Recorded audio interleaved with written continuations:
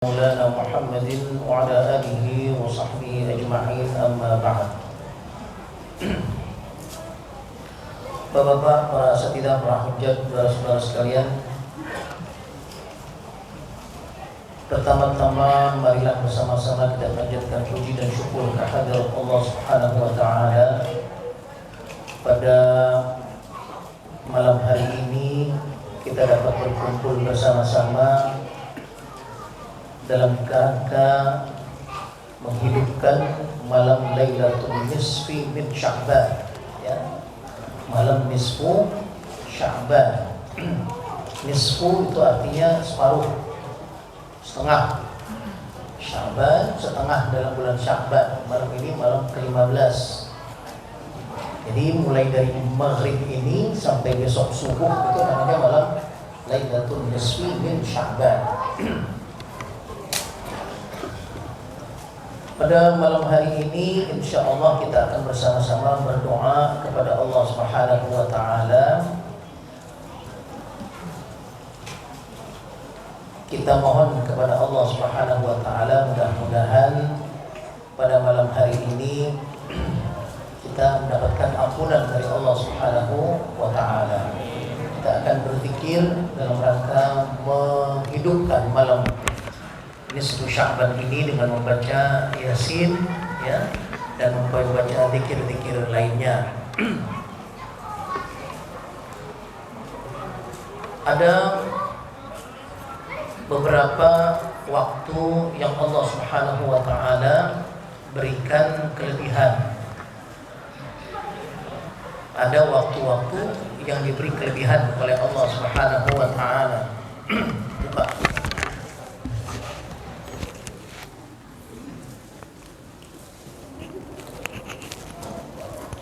Kemudian ada tempat-tempat yang diberikan kelebihan oleh Allah Subhanahu wa taala. Ada manusia, orang-orang yang diberi kelebihan oleh Allah Subhanahu wa taala, ya. Manusia ini pada dasarnya sama di hadapan Allah Subhanahu wa taala, tapi di antara mereka ada yang anbiya, mursalin, para nabi, para rasul, ya. Para syuhada itu orang-orang yang terpilih, orang-orang yang dipilih oleh Allah Subhanahu wa taala. Syahidallahu annahu la ilaha illa huwa wal malaikatu wa ulul ilmi qa'iman bil qist. Ya. Tilkar rusul faddalna ba'dahum ala ba'd. Di antara rasul saja itu ada yang lebih tinggi. Paling tinggi adalah Nabi kita Muhammad sallallahu alaihi wasallam. Jadi manusia saja ada yang lebih, ya, diberikan kelebihan oleh Allah Subhanahu wa taala, ya. Tempat begitu juga, tempat ada yang diberi kelebihan oleh Allah Subhanahu wa taala. Apa misalnya? Rasulullah SAW bersabda, khairul biqa'i masajiduha. Paling bagus tempat di atas dunia ini adalah masjid-masjidnya. Masjid itu tempat suci. Masjid itu tempat yang dilebihkan keutamaannya, nilainya oleh Allah Subhanahu wa taala, ya. Wa syarru biqa'il ardi aswaquha, kata Rasulullah sallallahu alaihi wasallam, ya. Jadi yang paling buruk tempat di permukaan bumi ini adalah pasar-pasarnya. Karena di dalam pasar itu banyak kebohongan. Di pasar itu banyak kecurangan, ya. Makanya di situ tempat yang paling buruk dalam persepsi agama Islam adalah pasar-pasarnya. Walaupun itu kokas, kan bersih banget kokas, cakep banget. Tapi kata Rasulullah SAW, wa syarrul biqa'i aswaquha. Yang paling buruk tempat di atas dunia ini adalah pasar-pasarnya, termasuk kokas, ya. Jadi banyakin ke masjid daripada ke kokas. Jangan kebanyakan ke kokas daripada ke masjid. Kebalik, ya.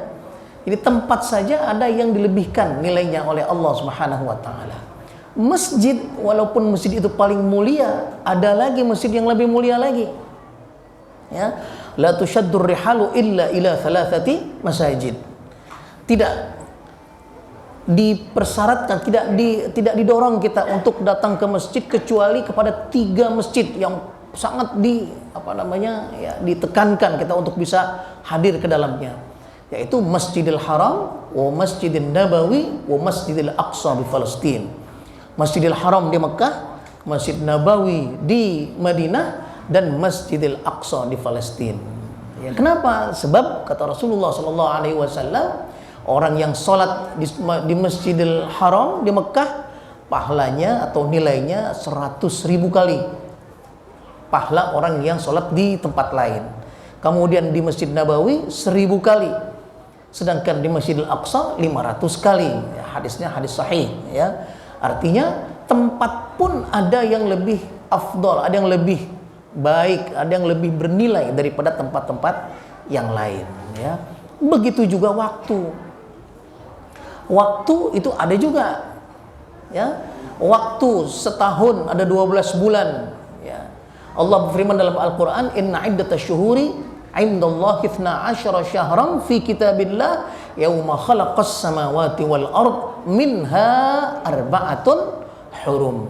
Ya, bahwa jumlah atau bilangan bulan di sisi Allah Subhanahu wa taala ada 12 bulan. Itu diciptakan, sejak diciptakannya bumi dan langit ini sudah ditentukan oleh Allah Subhanahu wa taala 12 bulan. Minha arba'atun hurum. Di antara 12 itu ada 4 yang disebut dengan Ashhurul Hurum, artinya bulan-bulan yang mulia. Ya, bulan Zulqa'dah, bulan Zulhijjah, dan bulan Muharram. Ini tiga-tiganya kata Rasulullah sallallahu alaihi wasallam, thalathun mutawaliyat. Ada 3 yang beruntun itu. Zulqa'dah, Zulhijjah, Muharram, wa Rajab, wa wahidun fardun.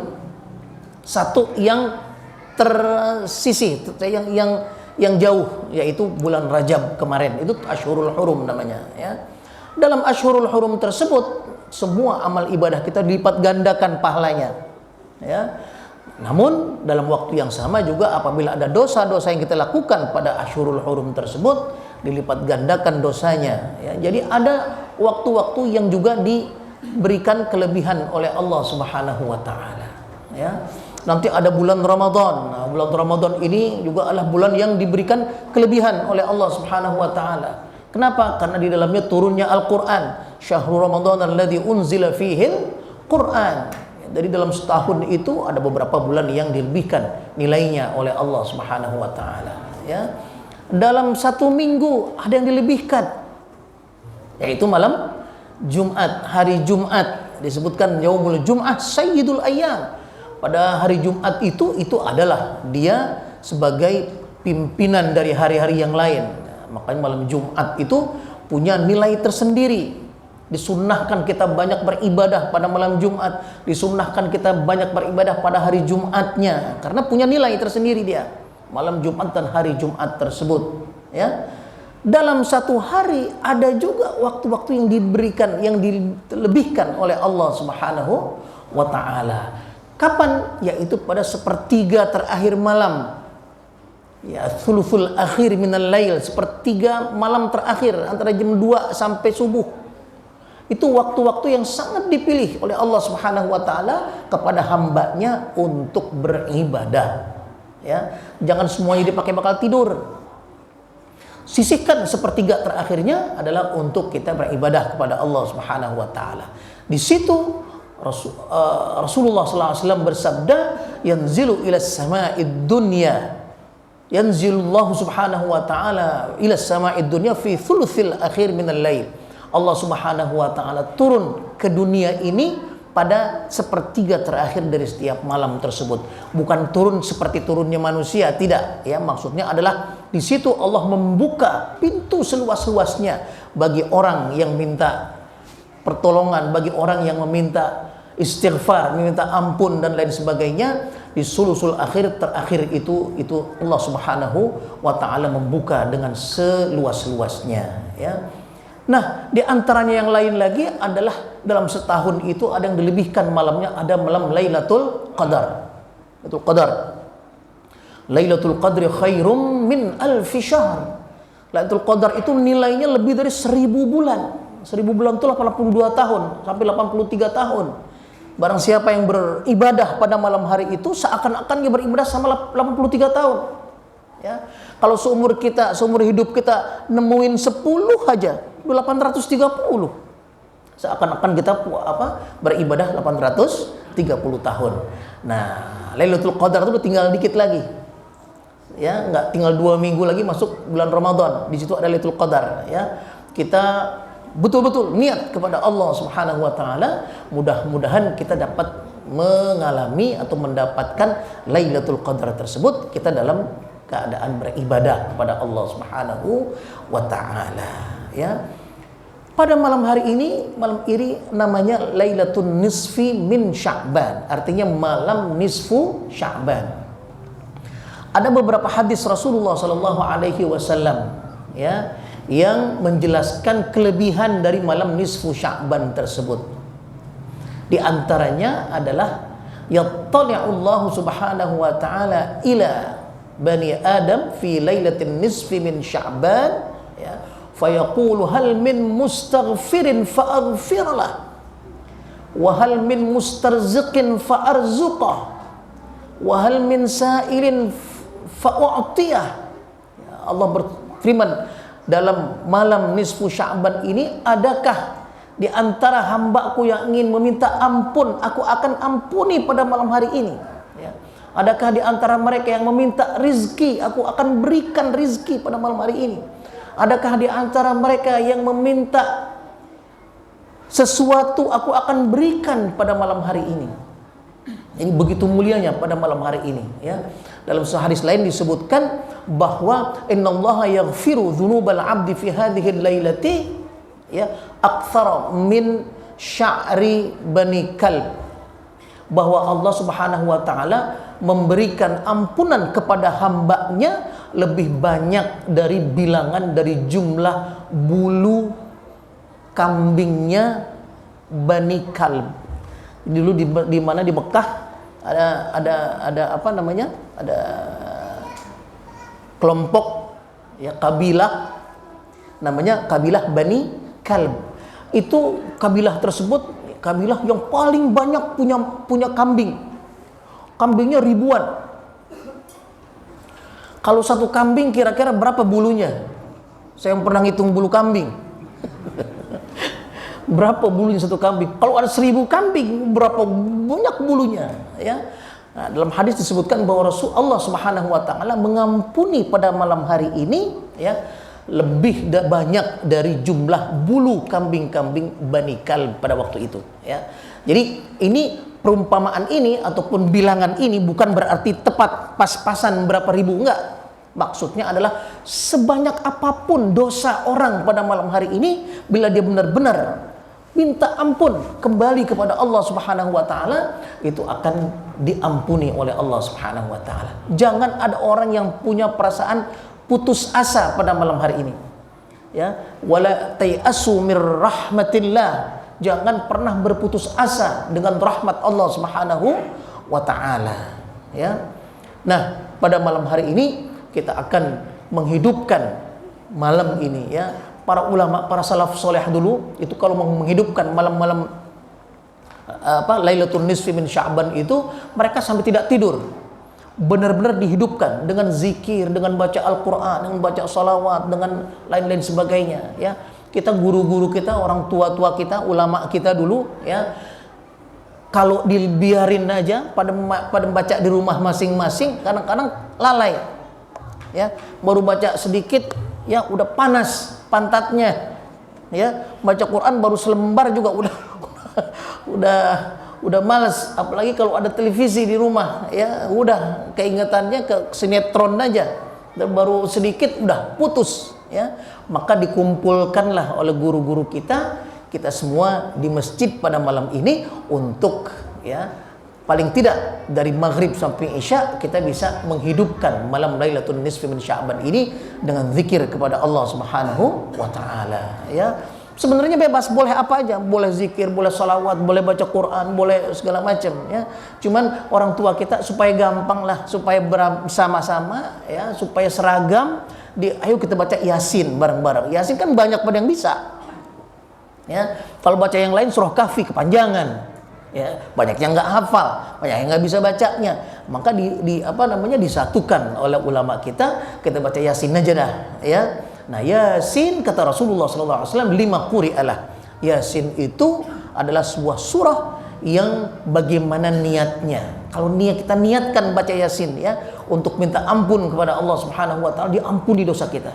Kalau kita niatkan dengan Yasin tersebut supaya ditetapkan hati kita, iman kita, Islam kita, insya Allah akan ditetapkan oleh Allah Subhanahu wa taala. Kalau kita niatkan Yasin itu agar supaya keluarga kita jadi keluarga yang soleh, keluarga yang solehah, ya, anak-anak kita, keturunan kita menjadi anak-anak yang soleh, anak yang solehah, ya, diberikan oleh Allah Subhanahu wa taala. Wa ma dzalika 'alallahi bi'aziz, ya. Dalam Al-Qur'an disebutkan wa ma dzalika 'alallahi bi'aziz. Tidak ada yang susah bagi Allah Subhanahu wa taala. Enggak ada yang kebesaran, enggak ada yang kelebihan, enggak ada yang kegedean nama Allah Subhanahu wa taala. Apapun Allah Subhanahu wa taala mampu, ya, kuasa untuk memberikannya, ya. Oleh karena itu, maka marilah bersama-sama kita membaca surah Yasin, ya. Mudah-mudahan pembacaan surah Yasin kita tersebut akan mendapatkan pahala, dan apa yang kita mintakan kepada Allah Subhanahu wa taala akan diberikan oleh Allah Subhanahu wa taala. Yasin yang pertama kita niatkan, mudah-mudahan Allah berikan panjang umur.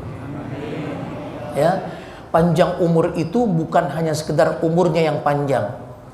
Kata Rasulullah sallallahu alaihi wasallam, khairukum man tala umruhu wa hasuna amaluhu. Sebaik-baik kamu adalah orang yang panjang umurnya tapi amalnya juga baik. Kalau panjang doang umurnya sampai 90 tahun, ya, tapi kerjaannya ya kurang baik, amal solehnya tidak banyak, buat apa panjang-panjang, mendingan pendek. jadi nggak banyak jadinya jahatnya, ya gambar buruknya. Nah, begitu juga kalau terlalu pendek, nggak ada tempat kita untuk beribadah. Tidak ada tempat atau tidak ada waktu kita untuk kembali kepada Allah Subhanahu wa taala. Maka kita minta panjang umur kita dalam taat kepada Allah Subhanahu wa taala, ya. Kita baca suratul Fatihah terlebih dahulu. Mudah-mudahan yang kita bacakan akan diterima oleh Allah Subhanahu wa taala, ya. Kita bacanya nanti bareng-bareng, ya. Jangan ada yang dulu-duluan. Al-Fatihah. أعوذ بالله من الشيطان الرجيم بسم الله الرحمن الرحيم الحمد لله رب العالمين الرحمن الرحيم مالك يوم الدين إياك نعبد وإياك نستعين اهدنا الصراط المستقيم صراط الذين أنعمت عليهم غير المغضوب عليهم ولا الضالين آمين بسم الله الرحمن الرحيم ياسين والقرآن الحكيم إنك لمن المرسلين على صراط مستقيم تنزيل العزيز الرحيم لتنذر قوما ما أنذر آباؤهم فهم غافلون لقد حق القول على أكثرهم فهم لا يؤمنون في أعناقهم أغلالا فهي إلى الأذقان فهم مقمحون وجعلنا من بين أيديهم سدا ومن خلفهم سدا فهم لا يبصرون وسواء عليهم أأنذرتهم أم لم تنذرهم لا يؤمنون إنما تنذر من اتبع الذكر وخشي الرحمن بالغيب فبشره بمغفرة وأجر كريم إنا نحن نحيي الموتى ونكتب ما قدموا وآثارهم وكل شيء أحصيناه في إمام مبين واضرب لهم مثلا أصحاب القرية إذ جاءها المرسلون إذا أرسلنا إليهم اثنين فكذبوهما ثالث فقالوا إنا إليكم مرسلون قالوا بشر مثلنا وما أنزل الرحمن من شيء إن أنتم إلا تكذبون قالوا ربنا يعلم إنكم لمرسلون مبين قالوا إنا تطيرنا بكم لئن لم تنتهوا لنرجمنكم وليمسنكم منا عذاب أليم قالوا طائركم معكم أئن ذكرتم بل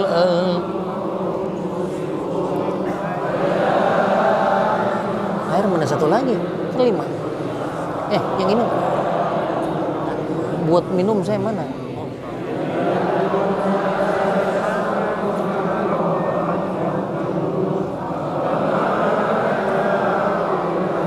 فطرني وإليه ترجعون أأتخذ من دونه آلهة إن يردني الرحمن بضر لا تغن عني شفاعتهم شيئا ولا ينقذون إني إذا لفي ضلال مبين إني آمنت بربكم فاسمعون قيل ادخل الجنة قال يا ليت قومي يعلمون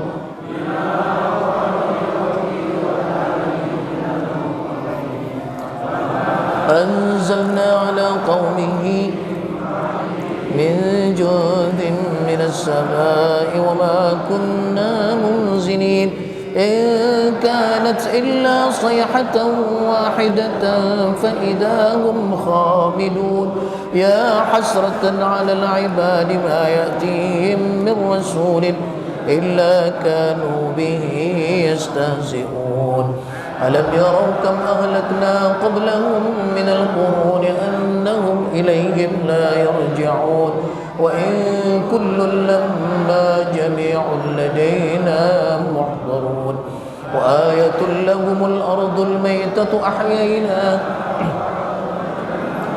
حبا فمنه يأكلون وجعلنا فيها جنات من نخيل وأعناب وفجرنا فيها من العيون ليأكلوا من ثمره وما عملته أيديهم أفلا يشكرون سبحان الذي خلق الأزواج كلها مما تنبت الأرض ومن أنفسهم ومما لا يعلمون وآية لهم الليل نسلخ منه النهار فإذا هم مظلمون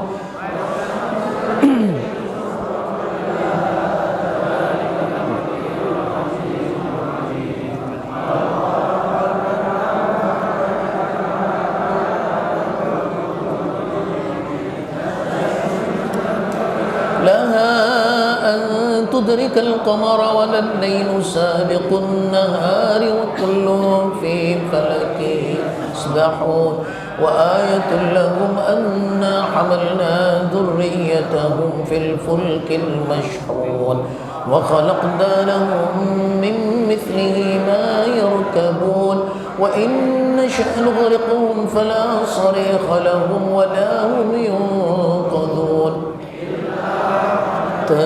منا ومتاعا إلى حين وإذا قيل لهم اتقوا ما بين أيديكم وما خلفكم لعلكم ترحمون وما تأتيهم من آية من آيات ربهم إلا كانوا عنها معرضين وإذا قيل لهم أنفقوا مما رزقكم الله قال الذين كفروا للذين آمنوا أنطعم من لو يشاء الله أطعمه إن أنتم إلا في ضلال مبين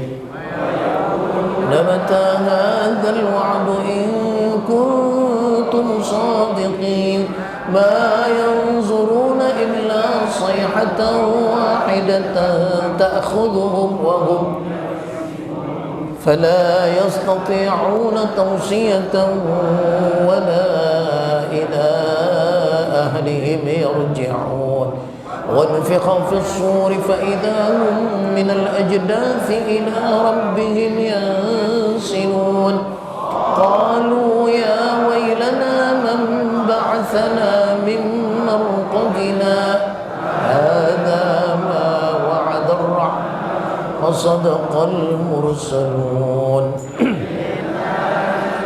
صيحة واحدة فإذا هم جميع لدينا محضرون فاليوم لا تظلم نفس شيئا ولا تجزون إلا ما كنتم تعملون إن أصحاب الجنة اليوم في شغل فاكهون هم وأزواجهم في ظلال على الأرائك متكئون لهم فيها فاكهة ولهم ما يدعون سلام قولا من رب رحيم سلام قولا من رب رحيم سلام قولا من رب رحيم وامتازوا اليوم أيها المجرمون ألم أعهد إليكم يا بني آدم ألا تعبدوا الشيطان إنه لكم عدو مبين هذا صراط مستقيم ولقد أضل منكم جبلا كثيرا أفلم تكونوا تعقلون هذه جهنم التي كنتم توعدون اصلوها اليوم بما كنتم تكفرون اليوم نختم على أفواههم وتكلمنا أيديهم وتشهد أرجلهم بما كانوا يكسبون ولو نشاء لطمسنا على أعينهم فاستبقوا الصراط فأنى يبصرون ولو نشاء لمسخناهم على مكانتهم فما استطاعوا مضيا ولا يرجعون ومن نعمره ننكسه في الخلق أفلا يعقلون وما علمناه الشعر وما ينبغي له إن هو إلا ذكر وقرآن مبين لينذركم كان حيا ويحق القول على الكافرين أولم يروا أنا خلقنا لهم مما عملت أيدينا أنعام فهم لها مالكون وذللناها لهم فمنها ركوبهم ومنها يأكلون ولهم فيها منافع ومشارب أفلا يشكرون واتخذوا من دون الله آلهة لعلهم ينصرون يستطيعون نصرهم وهم لهم جند محضرون فلا يحزنك قولهم إنا نعلم ما يسرون وما يعلنون أولم ير الإنسان أنا خلقناه من نطفة فإذا هو خصيم مبين وضرب لنا مثلا ونسي خلقه قال من يحيي العظام وهي رميم قل يحييها الذي أنشأها أول مرة وهو بكل خلق عليم الذي جعل لكم من الشجر الأخضر نارا فإذا أنتم منه توقدون أوليس الذي خلق السماوات والأرض بقادر على خلق مثلهم بلى وهو الخلاق العليم إنما إذا أراد شيئا أن يقول له كن فيكون فسبحان الذي ملكوت كل شيء وإليه ترجعون صدق الله العظيم. Mudah-mudahan kita dipanjangkan umur oleh Allah Subhanahu wa taala dalam taat kepada Allah Subhanahu wa taala.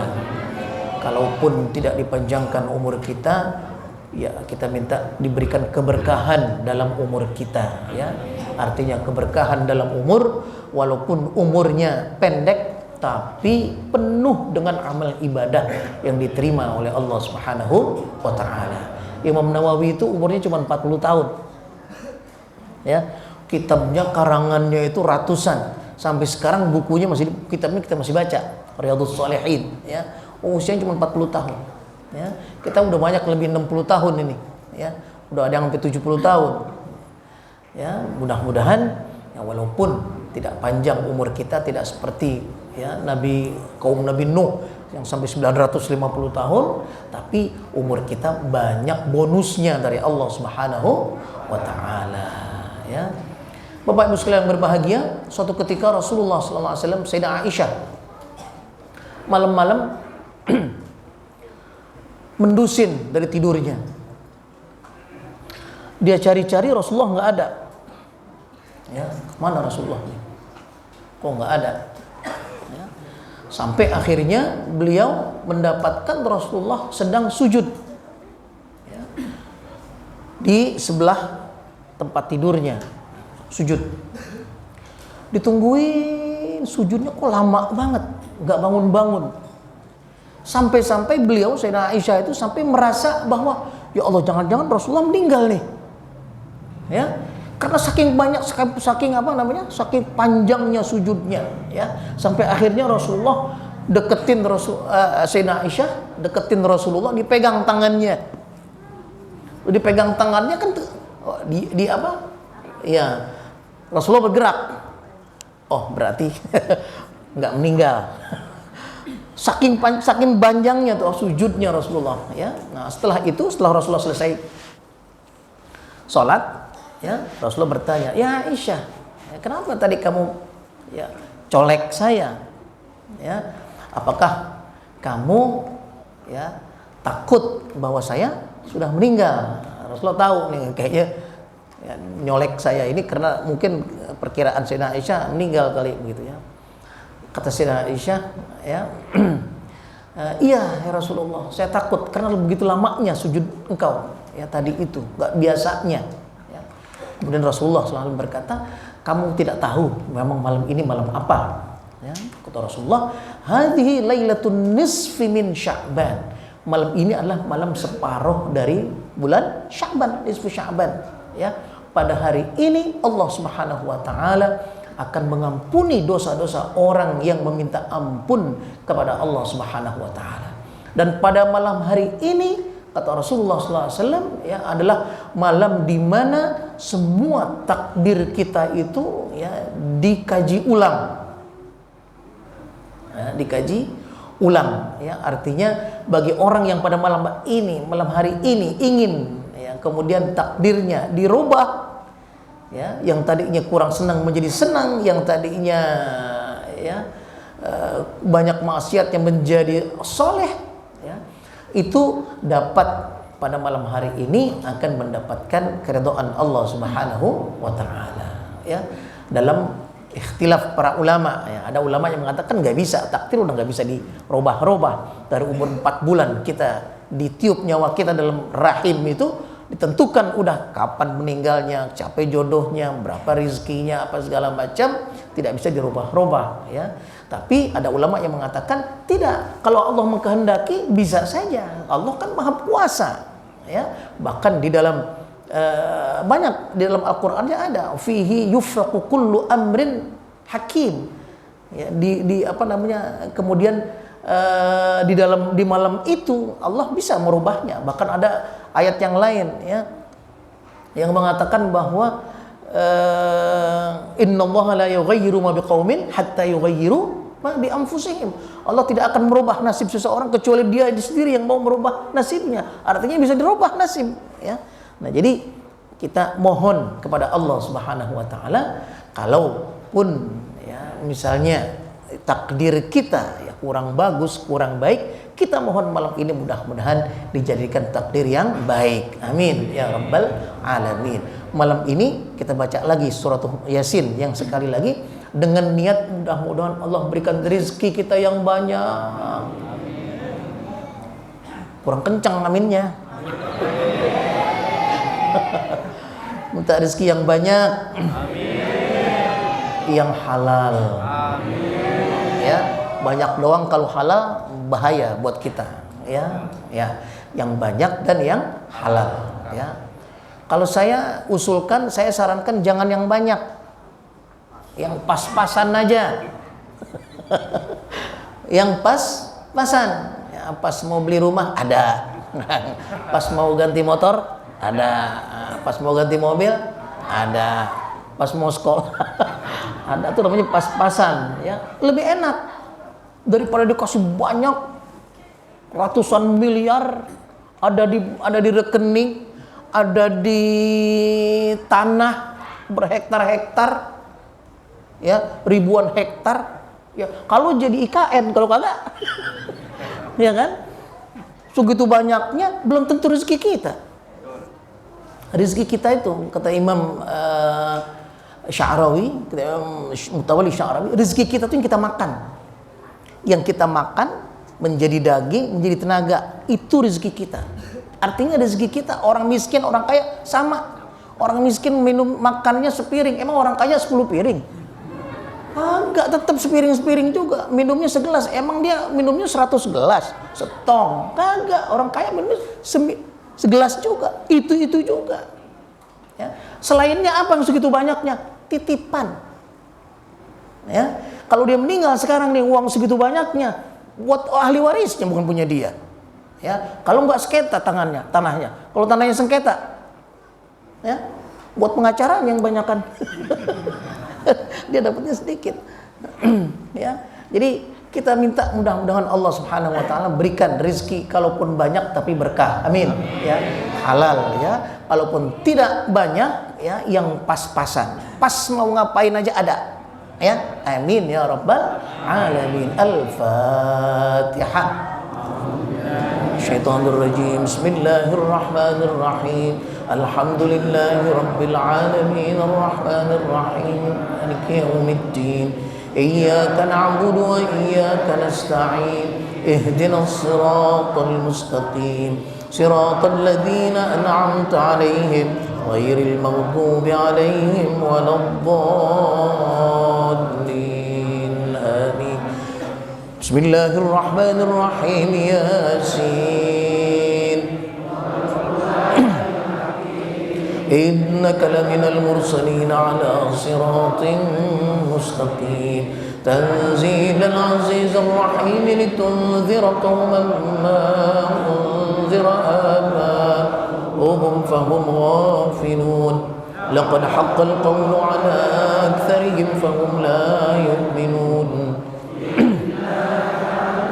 في أعناقهم أغلالا فهي إلى الأذقان فهم مقمحون وجعلنا من بين أيديهم سدا ومن خلفهم سدا فأغشينا فهم لا يبصرون وسواء عليهم أأنذرتهم أم لم تنذرهم لا يؤمنون إنما تنذر من اتبع الذكر وخشي الرحمن بالغيب فبشر فرة وأجر كريم إنا نحن نحيي الموتى ونكتب ما قدموا وآثارهم وكل شيء أحصيناه في إمام مبين مثلا أصحاب القرية إذ جاءها المرسلون إذ أرسلنا إليهم اثنين فكذبوهما فعززنا بثالث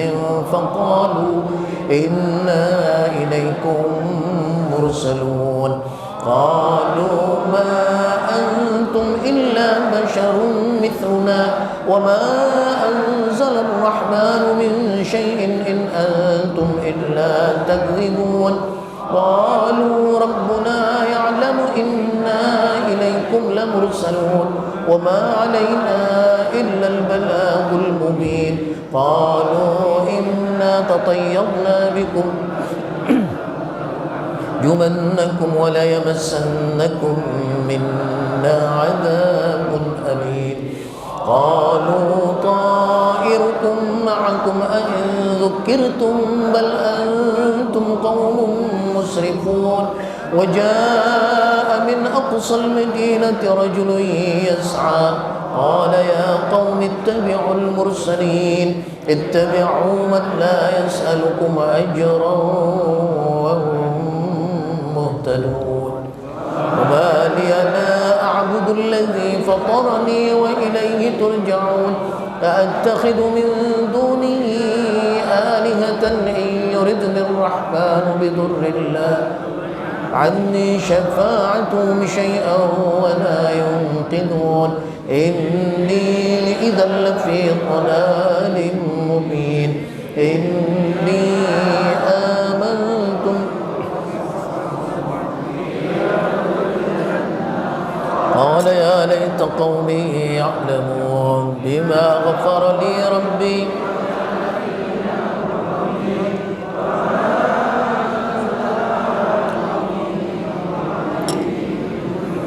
السماء وما كنا منزلين إن كانت إلا صيحة واحدة فإذا هم خامدون يا حسرة على العباد ما يأتيهم من رسول إلا كانوا به يستهزئون ألم يروا كم أهلكنا قبلهم من القرون أنهم إليهم لا يرجعون جميع لدينا محضرون وآية لهم الأرض الميتة أحييناها وأخرجنا منها حبا فمنه يأكلون وجعلنا فيها جنات من نخيل وأعناب وفجرنا فيها من العيون ليأكلوا من ثمره وما عملته أيديهم أفلا يشكرون سبحان الذي خلق الأزواج كلها مما تنبت الأرض ومن أنفسهم ومما لا يعلمون وآية لهم الليل نسلخ منه النهار فإذا هم مظلمون والشمس تجري لمستقر لها ذلك تقدير العزيز العليم ومنازل حتى عاد كالعرجون القديم لا الشمس ينبغي لها أن تدرك القمر ولا الليل سابق النهار وكل في فلك يسبحون وآية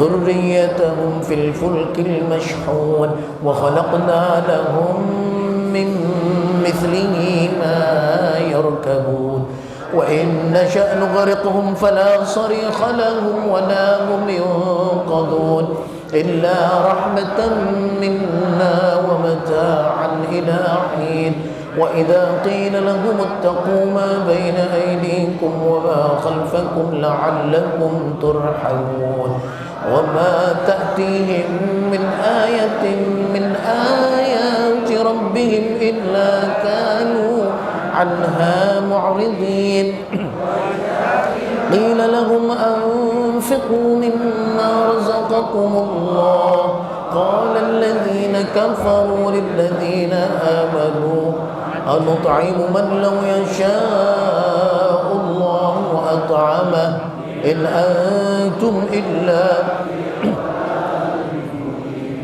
ويقولون متى هذا الوعد إن كنتم المشرقين ما ينظرون إلا صيحة تأخذهم وهم يخصمون فلا يستطيعون توصية ولا إلى أهلهم يرجعون ونفخ في الصور فإذا هم من الأجداث إلى ربهم ينسلون قالوا يا ويلنا من بعثنا من مرقدنا ما وعد الرحمن وصدق المرسلون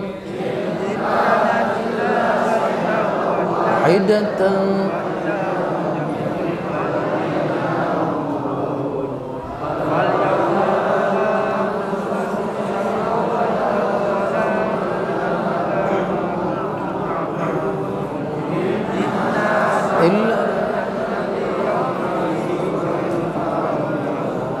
هم وأزواجهم في ظلال على الأرائك متكئون لهم فيها فاكهة ولهم ما يدعون سلام قولا من رب رحيم سلام قولا من رب رحيم سلام قولا من رب رحيم وامتازوا اليوم أيها المجرمون ألم أعهد إليكم يا بني آدم ألا تعبدوا الشيطان إنه لكم عدو مبين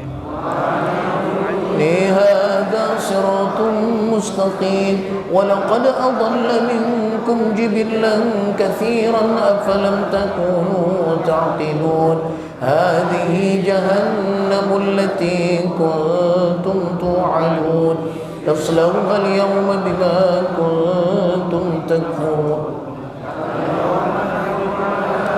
أفواههم وتكلمنا وتشهد أرجلهم بما كانوا يكسبون ولو نشاء لطمسنا على أعينهم فاستبقوا الصراط فأنى يبصرون ولو نشاء لمسخناهم على مكانتهم فما استطاعوا مضيا ولا يرجعون ومن نعمره ننكسه في الخلق أفلا يرجعون وما علمناه الشعر وما ينبغي له إن هو إلا ذكر وقرآن مبين لينذر من كان حيا ويحق القول على الكافرين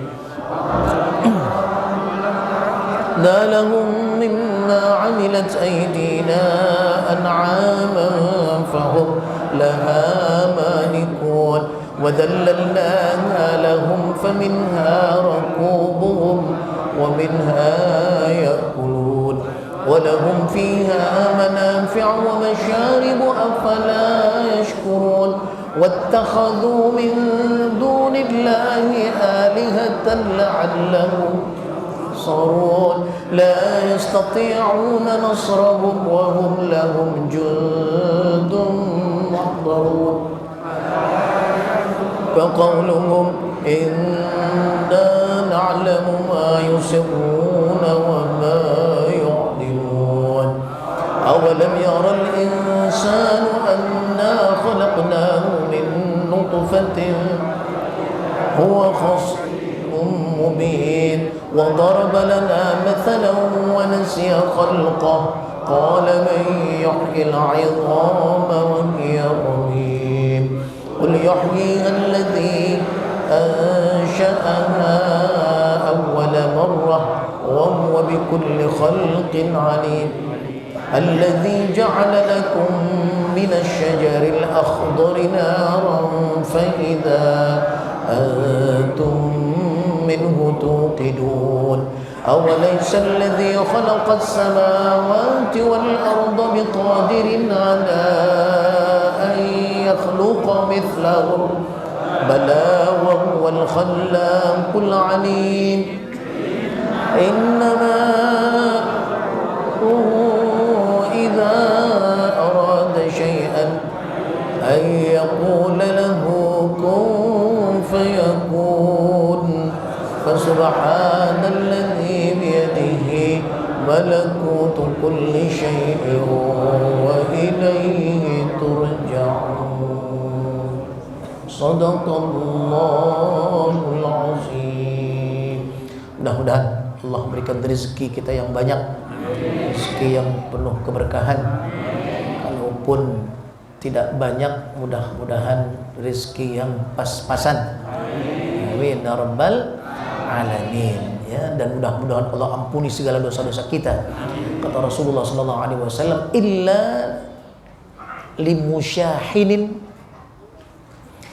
limusyrikin wa musyahinin. Dalam riwayat yang lain, illa limusyrikin ya wa qati'i rahimin. Dalam riwayat lain, illa limusyrikin wa mudmini khamrin. Ya, pada malam hari ini Allah Subhanahu wa taala akan mengampuni semua dosa-dosa manusia kecuali musyrik. Nauzubillah min zalik. Ya. Illa limusyrikin wa musyahin. Musyahin ini adalah orang yang marah-marahan sama saudaranya. Ya. Marah di dalam Islam itu boleh, tapi nggak boleh lama-lama. Cuma dikasih waktu 3 malam. La yahillu li muslimin ayyahjura akhahu fawqa 3 layalin.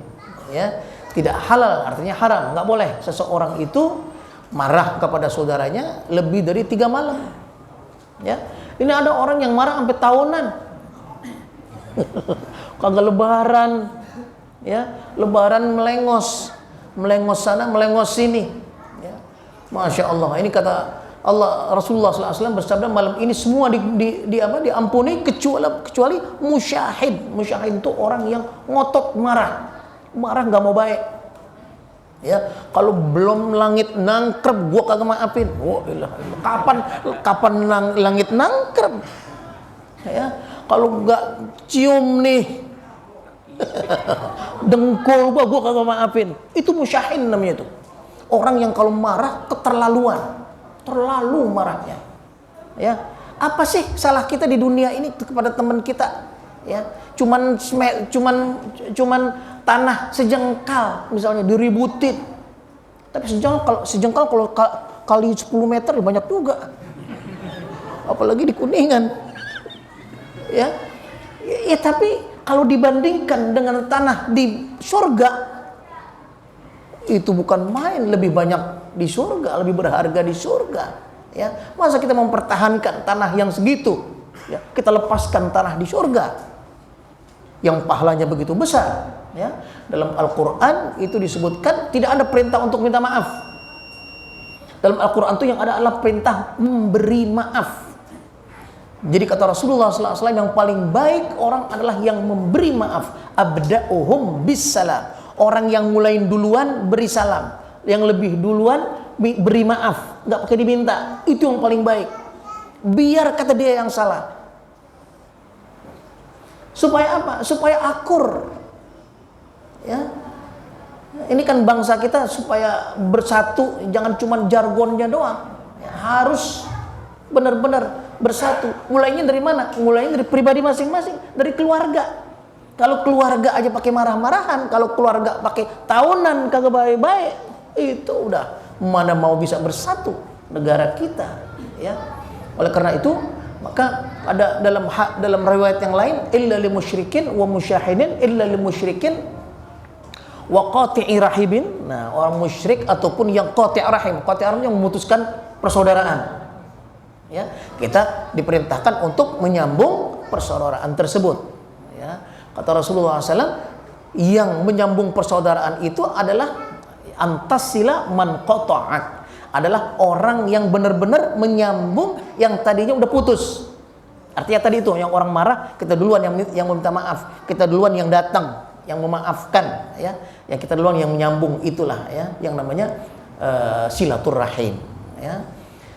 Oleh karena itu, maka kata Rasulullah SAW, kecuali musyrik, kecuali musyahin tadi, orang yang marah kelewatan, kecuali orang yang memutuskan hubungan, kecuali orang yang terakhir adalah mudbini khamrin, orang yang kecanduan minum khamar, narkoba dan lain sebagainya. Malam ini tidak diampuni oleh Allah Subhanahu wa taala. Kata Rasulullah sallallahu alaihi wasallam itu di yurja. Yurja itu artinya diberikan waktu. Ya, diberikan waktu, diberikan tempo, ya. Kapan dia tobat? Malam ini dia tobat, besok malam dia tobat, baru diampuni oleh Allah Subhanahu wa taala. Tapi yang sekarang ini dia punya dosa apa saja, ya, malam ini diampuni oleh Allah Subhanahu wa taala, kecuali yang tadi 3 tersebut, ya. Mudah-mudahan kita termasuk orang yang diberikan taubat oleh Allah Subhanahu, diterima taubatnya oleh Allah Subhanahu wa taala. Kita baca Yasin yang ketiga, kita minta supaya ditetapkan iman kita, ditetapkan Islam kita di dalam hati kita. Sekarang ini, ya, situasi keadaan, ya, sudah sesuai dengan apa yang diprediksikan oleh Rasulullah sallallahu alaihi wasallam, ya. Kata Rasulullah, nanti di akhir zaman itu orang ada yang di pagi hari masih Islam, masih mukmin, ya, sorenya udah kafir. Ada orang yang sorenya masih mukmin, masih muslim, malamnya siangnya udah kafir. Ya, sekolah udah keluar imannya dari dirinya tersebut. Nauzubillah min zalik. Kita minta supaya ditetapkan iman kita. Mudah-mudahan kita dimatikan, diwafatkan dalam keadaan husnul khatimah. Artinya husnul khatimah, Islam kita, iman kita tetap sampai akhir hayat di kandung badan tersebut. Al-Fatihah. A'udzu billahi minasyaitonir rajim. Bismillahirrahmanirrahim. Alhamdulillahi rabbil alamin arrahmanir rahim maliki yaumiddin. Iyyaka na'budu wa iyyaka nasta'in. Ihdinas siratal mustaqim. Siratal ladzina an'amta 'alaihim ghairil maghdubi 'alaihim waladdallin. Amin. Bismillahirrahmanirrahim. Yasin wal Qur'anil hakim innaka laminal mursalin 'ala siratin mustaqim. تنزيل العزيز الرحيم لتنذر قوما ما أنذر آباؤهم فهم غافلون لقد حق القول على أكثرهم فهم لا يؤمنون جعلنا في أعناقهم أغلالا فهي إلى الأذقان فهم مقمحون سدوا من خلفهم سدا فأغشيناهم فهم لا يبصرون وسواء عليهم أأنذرتهم أم لم تنذرهم لا يؤمنون إنما تنذر من اتبع الذكر وخشي الرحمن فبشره بمغفرة وأجر كريم إنا نحن نحيي الموتى ونكتب ما قدموا وآثارهم وكل شيء أحصيناه في إمام مبين واضرب لهم مثلا أصحاب القرية إذ جاءها المرسلون إذ أرسلنا إليهم 2 فكذبوهما فعززنا بثالث فقالوا إنا إليكم مرسلون ما أنتم إلا بشر مثلنا وما أنزل الرحمن من شيء إن أنتم إلا تكذبون قالوا ربنا يعلم إنا إليكم لمرسلون وما علينا إلا البلاغ المبين لئن لم تنتهوا لنرجمنكم وليمسنكم من عذاب أليم قالوا طائركم معكم أئن ذكرتم بل أنتم قوم مسرفون وجاء من أقصى المدينة رجل يسعى قال يا قوم اتبعوا المرسلين اتبعوا من لا يسألكم أجرا وهم مهتدون فطرني وإليه ترجعون أأتخذ من دونه آلهة إن يردني الرحمن بضر لا تغن عني شفاعتهم شيئا ولا ينقذون إني إذا لفي ضلال مبين إني آمنتم بربكم فاسمعون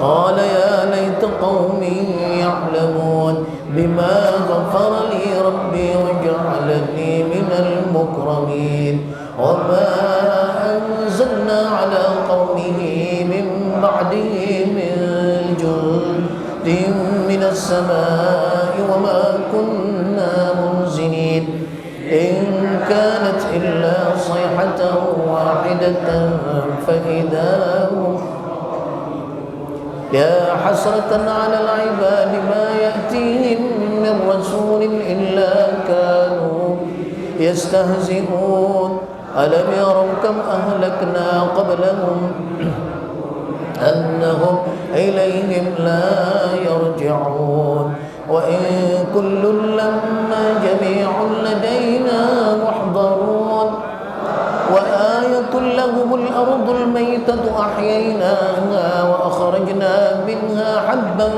فمنه يأكلون وجعلنا فيها جنات من نخيل وأعناب وفجرنا فيها من العيون ليأكلوا من ثمره وما عملته أيديهم فلا يشكرون خلق الأزواج كلها مما تنبت الأرض ومن أنفسهم ومما لا يعلمون وآية لهم الليل نسلخ منه النهار فإذا هم مظلمون والشمس تجري لمستقر لها ذلك تقدير العزيز العليم والقمر قدرناه منازل حتى عاد كالعرجون القديم لا الشمس ينبغي لها أن تدرك القمر ولا الليل سابق النهار وكل في فلك يسبحون أنا حملنا ذريتهم في الفلك المشحون وخلقنا لهم من مثله ما يركبون وإن نشأ نغرقهم فلا صريخ لهم ولا هم ينقذون إلا رحمة منا ومتاعا إلى حين وإذا قيل لهم اتقوا ما بين أيديكم وما خلفكم لعلكم ترحمون وما تأتيهم من آية من آيات ربهم إلا كانوا عنها معرضين وإذا قيل لهم أنفقوا مما رزقكم الله للذين آمنوا أنطعم من لو يشاء الله أطعمه إن أنتم إلا في ضلال مبين ويقولون متى هذا الوعد إن كنتم صادقين ما ينظرون إلا صيحة واحدة تأخذهم وهم يخصمون فلا يستطيعون توصية ولا إلى أهلهم يرجعون ونفخ في الصور فإذا هم من الأجداث إلى ربهم ينسلون قالوا يا ويلنا من بعثنا من مرقدنا هذا وصدق المرسلون إن كانت إلا صيحة واحدة فإذا هم جميع لدينا محضرون فاليوم لا تظلم نفس شيئا ولا تجزون إلا ما كنتم تعملون إن أصحاب الجنة اليوم في شغل فاكهون هم وأزواجهم في ظلال على الأرائك متكئون لهم فيها فاكهة ولهم ما يدعون سلام قولا من رب رحيم سلام قولا من رب رحيم سلام قولا من رب رحيم وامتازوا اليوم أيها المجرمون ألم أعهد إليكم يا بني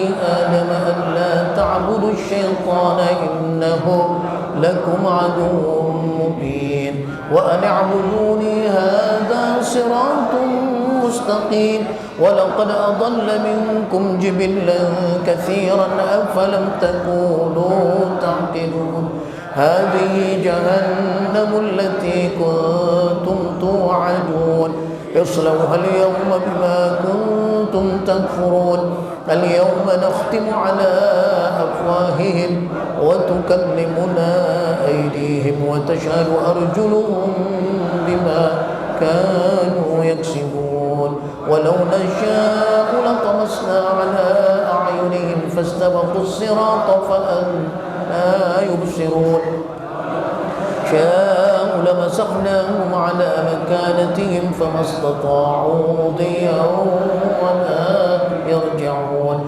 ومن نعمره ننكسه في الخلق أفلا يعقلون وما علمناه الشعر وما ينبغي له إن هو إلا ذكر وقرآن مبين لينذر من كان حيا ويحق القول على الكافرين أولم يروا أنا خلقنا لهم مما عملت أيدينا أنعاما فهم لها مالكون وذللناها لهم فمنها ركوبهم ومنها يأكلون فيها منافع ومشارب أفلا يشكرون واتخذوا من دون الله آلهة لعلهم ينصرون لا يستطيعون نصرهم وهم لهم جند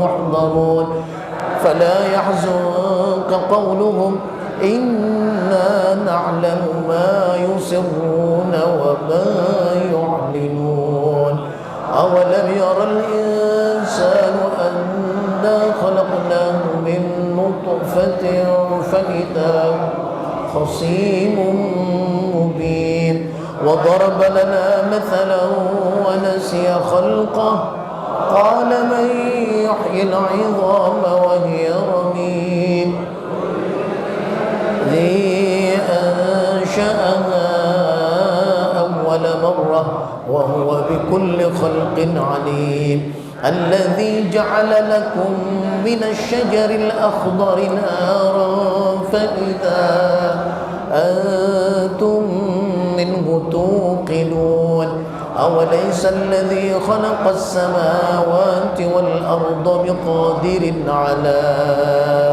أن يخلق مثلهم بلى وهو الخلاق العليم إنما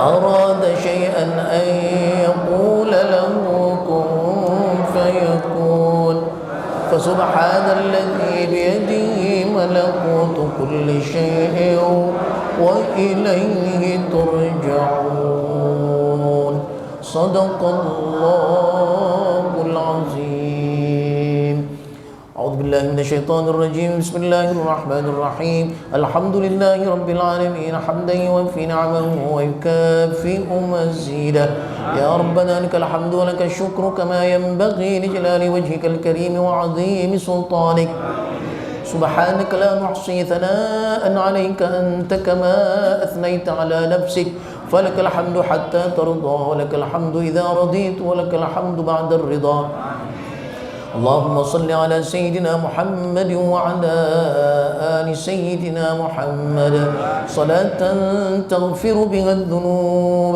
وتصلح بها القلوب وتنطلق بها الصعوب وتلين بها العصوب وتنفرج بها الكروب وعلى آله وصحبه ومن إليه منسوب اللهم يا ذا المن ولا يمن عليك يا ذا الجلال والإكرام يا ذا الطول والإنعام لا إله إلا أنت ظهر اللاجين وجار المستجيرين وأمان الخائفين اللهم إن كنت كتبتني عندك في الكتاب شقيا أو محروما أو مطرودا أو مقترا علي في الرزق فامح اللهم بفضلك في الكتاب شقاوتي وحرماني وطردي واقتتار رزقي وأثبتني عندك في الكتاب سعيدا مرزوقا سعيدا مرزوقا سعيدا مرزوقا موفقا للخيرات فإنك قلت وقولك الحق في كتابك المنزل على لسان نبيك المرسل يمحو الله ما يشاء ويثبت وعنده الكتاب إلهي بالتجلي الأعظم في ليلة النصف من شعبان المكرم التي يفرق فيها كل أمر حكيم ويبرم اصرف عنا من البلاء ما نعلم وما لا نعلم وما أنت به أعلم وأنت علام الغيوب برحمتك يا أرحم الراحمين وصلى الله على سيدنا محمد وعلى آله وصحبه وسلم والحمد لله رب العالمين أفضل الذكر أنه لا إله إلا الله لا إله إلا الله لا إله إلا الله محمد رسول الله صلى الله عليه وسلم لا إله إلا الله لا إله إلا الله لا إله إلا الله لا إله إلا الله إله إلا الله لا إله إلا الله إله إلا الله لا إله إلا الله لا إله إلا الله لا إله إلا الله لا إله إلا الله لا إله إلا الله لا إله إلا الله إله إلا الله لا إله إلا الله لا إله إلا الله لا إله إلا الله إلا الله لا إله إلا الله لا إله إلا الله لا إله إلا الله لا إله إلا الله لا إله إلا الله لا إله إلا الله لا إله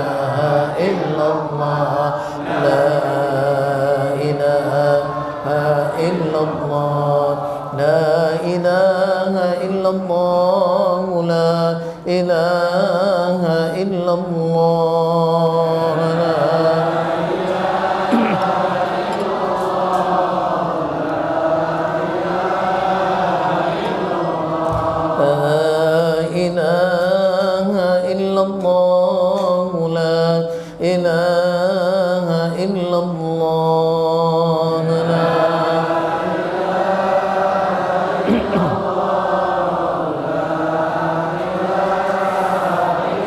لا إله إلا الله محمد رسول الله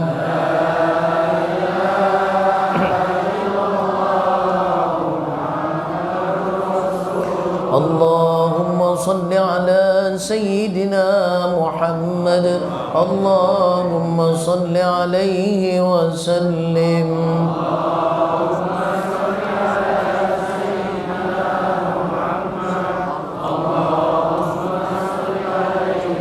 اللهم صل على سيدنا محمد اللهم صل عليه وسلم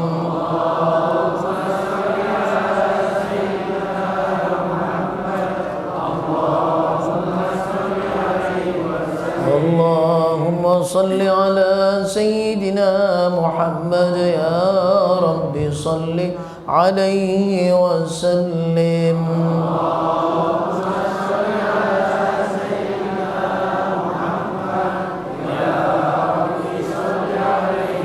سبحان الله وبحمده سبحان الله وبحمده سبحان الله وبحمده سبحان الله وبحمده سبحان الله وبحمده سبحان الله وبحمده سبحان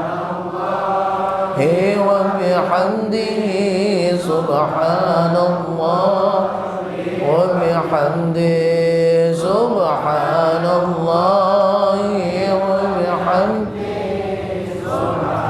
الله العظيم وبحمده اللهم صل على حبيبك سيدنا محمد وآله وصحبه وسلم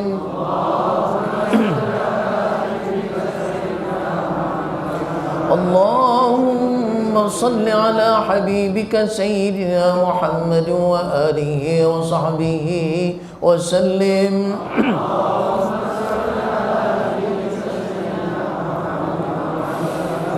اللهم صل على حبيبك سيدنا محمد وعلى آله وصحبه وبارك وسلم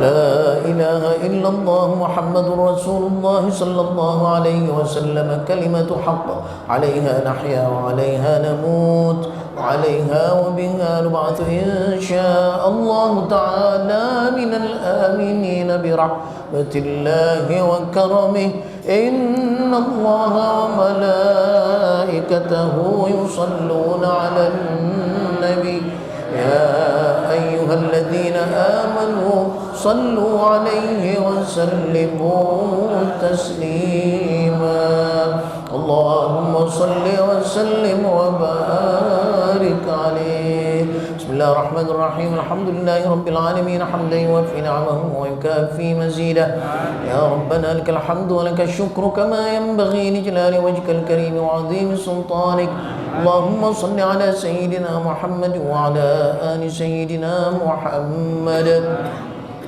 صلاة تنجينا بها من جميع الأهوال والآفات وتقضي لنا بها جميع الحاجات وتطهرنا بها من جميع السيئات وترفعنا بها عندك أعلى الدرجات وتبلغنا بها أقصى الغايات من جميع الخيرات في الحياة وبعد الممات إنك سميع قريب مجيب الدعوات ويا قاضي الحاجات اللهم أوصل وتقبل ثواب ما قرأناه من القرآن العظيم وما هللناه من لا إله إلا الله وما سبحناه من سبحان الله وبحمده وما صليناه على حبيبك ونبيك محمد صلى الله عليه وسلم هدية منا واصلة ورحمة من مواهب فضلها نازلة وبركة شاملة نهديها ونقدمها إلى حضرة نبينا محمد صلى الله عليه وسلم ثم إلى أرواح آبائه وإخوانه من الأنبياء والمرسلين وآل كل منهم والصحابة أجمعين ثم إلى أرواح آبائنا وأمهاتنا وأجدادنا وجداتنا وأعمامنا وعماتنا وأخوالنا وخالاتنا ومشايخنا ومعلمينا ولمن له حق علينا ولكافة المسلمين والمسلمات والمؤمنين والمؤمنات خصوصا إلى أرواح Ki Haji Ahmad bin Ilyas bin Syukur. Masing-masing orang tuanya diniatkan.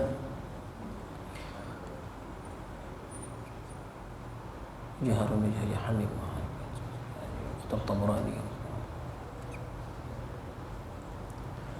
اجعل اللهم ثواب ذلك منا إليهم واجعله نورا يسعى ويتلألأ بين أيديهم اللهم اغفر لهم وارحمهم وعافهم واعف عنهم واجعل الجنة مثواهم ونجنا وإياهم اللهم أنزل الرحمة على جميع أهل القبور من المسلمين والمسلمات والمؤمنين والمؤمنات ارفع لهم الدرجات وضاعف لهم الحسنات وأدخلهم الجنة مع الآباء والأولياء والأمهات يا أيتها النفس المطمئنة ارجعي إلى ربك راضية مرضية فادخلي في عبادي وادخلي جنتي اللهم أدخل في قبورهم الروح والريحان والبشارة والأمان والفسحة والرضوان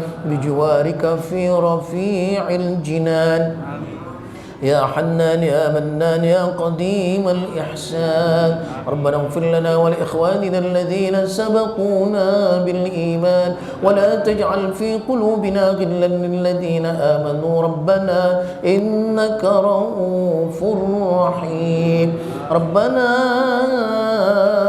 آتنا في الدنيا حسنة وفي الآخرة حسنة وقنا عذاب النار فضل سبحان ربك رب العزة عما يصفون وسلام على المرسلين والحمد لله رب العالمين قبول يا رب إن شاء الله undangan malam minggu ya malam minggu ada haul ya Haji Harun bin Haji Hamim di rumah Ustaz Hasan yang berkesempatan bisa datang malam minggu besok. Kemudian malam Jumat yang akan datang kita ratib saman ya, biasa Jumat terakhir. Sebetulnya masih ada akhir lagi, cuman kedekatan sama Ramadannya. Jadi malam Jumat besok insyaallah kita ratib saman Syekh Muhammad bin Abdul Karim As-Samman ya, yang bisa datang kita ratib di sini. Mudah-mudahan semua yang kita bacakan pada malam hari ini dikabulkan oleh Allah Subhanahu wa taala dan masih bisa dilanjutin nanti di rumahnya masing-masing ya. Kita tahajud nanti malam, kita baca Al-Qur'an ya. Mohon kepada Allah Subhanahu wa taala apa saja yang baik buat kita ditentukan oleh Allah Subhanahu wa taala. Wa ila liqa'in akhar insyaallah. Wassalamu alaikum warahmatullahi wabarakatuh.